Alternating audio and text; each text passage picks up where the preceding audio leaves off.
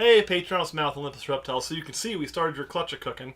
That is not their first time being paired up. I've paired those two together probably 3 or 4 times already. So I have witness locks there. So fingers crossed that the Patreon clutch works out this year after it so didn't work out last year. Now, I mentioned a story. I probably have told this story, but it's one of my favorite reptile stories I've got. So I wanted to tell it with you guys here. And that was about this ghost snake here. Ugh. Get in there, buddy. So, this was, this talks about partnerships and trust, okay? When it comes to partnerships and trust, it's sometimes really hard to do, even if you know people. And on this particular day, I went to a show in Wichita, Kansas. And Kurt and I were working together, but we hadn't, combined everything yet.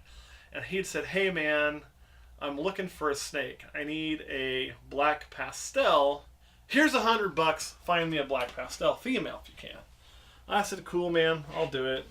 And I get to looking. There isn't one. There's not one in the entire damn show. So I call Kurt. Say, Kurt, there's no black pastel, man. Can't find one for you. However, they've got this ghost that's already up to size, and they said it's proven, and they only want $100 for it. It's a hell of a deal. You should spend your $100 on that, And I kind of talked him into it a little bit. It wasn't too hard because he recognized it was a good deal, but he was a little bummed because he really wanted to get black pastel. And so anyway, he gets this. He says, yeah, go ahead and get it for me because it's going to jumpstart what I want to do. And now you love ghosts. Is that fair to say? Yeah. Yeah. But now the funny part of this story is I put her back. Get on in there, girlie. So I bring this snake back for Kurt.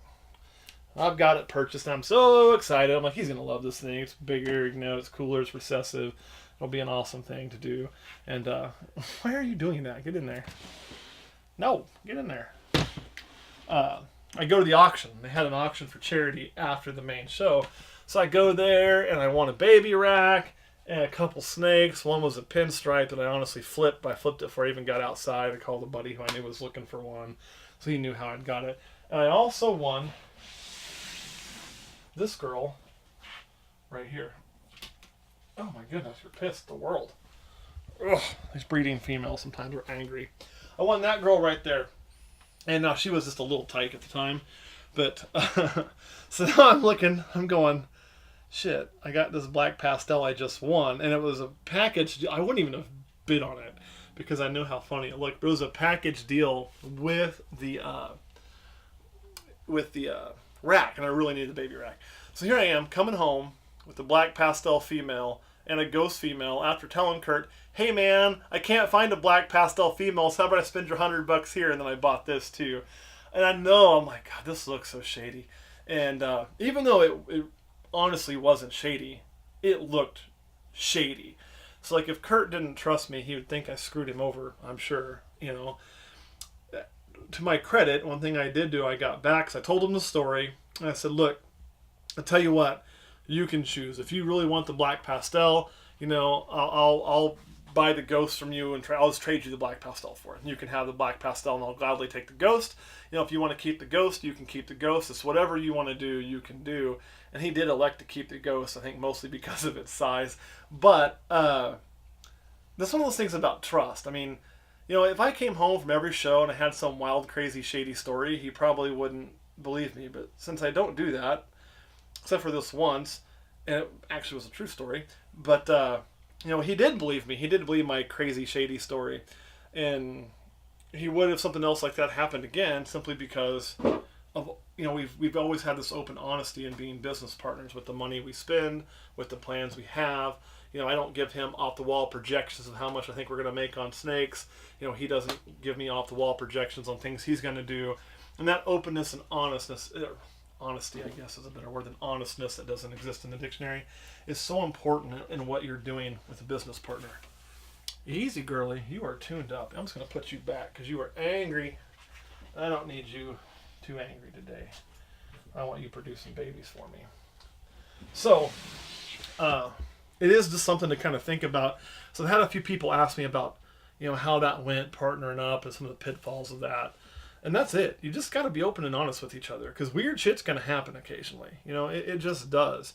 And Kurt's had weird shit happen too. Not like that, but things have come up where there was things we had planned to do and he couldn't do it all of a sudden.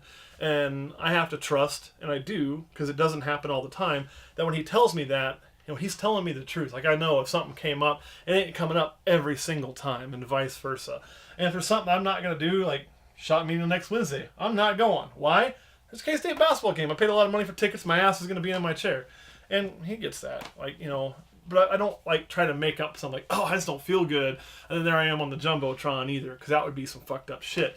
So it's all about openness and honesty if you're going to have a business partner. In this case, you know, the fact that we've been so open and honest through our entire friendship allowed this wild story to be believable, which had I lied to Kurt in the past, if I'd lied to you a lot in the past or been shady, would you have believed that shit? No. Or would you have thought I just wanted the black pastel and tried to screw you over? I don't know, because when I mentioned that I was looking for a black pastel, you're like, I don't know if I really, like, you said you weren't interested in any black pastel. I really wasn't at the time. They do cool stuff now. And, you know, and then too, I did try to, like, let you pick which one you wanted. Yeah. But, it's just that openness and that honesty buys you believability when the time comes that something weird does happen. I guess that's my entire point on that. Plus, it was funny as hell because I'm sitting there this whole car ride home going, he's going to think I'm so full of shit. Look at these two snakes. All right, guys. Kurt, any question thing you want to add before we get off of here? No. All right, thanks for watching. Hopefully soon, I want you to pay really close attention the next few months. Because over the next few months, you're going to start seeing things in this room disappear. This is going to go away. Here, back, it's going to go away. That's going to go away. As soon as we get done shipping these out and it's empty, it's going to go away. Same with these. As soon as they're shipped out and it's empty, it's going to go away. And you're going to slowly start seeing these transition out and these transition out. And pretty soon, we'll be filming in 2 different locations with a half-empty room. It's going to be awesome. And that is all because of you guys. So I want to take a moment to wish you all Merry Christmas. Say thanks a ton for the things you've done for us. All right, we'll see you next year. Or not next year. It's not that late in the year yet. We'll see you next week.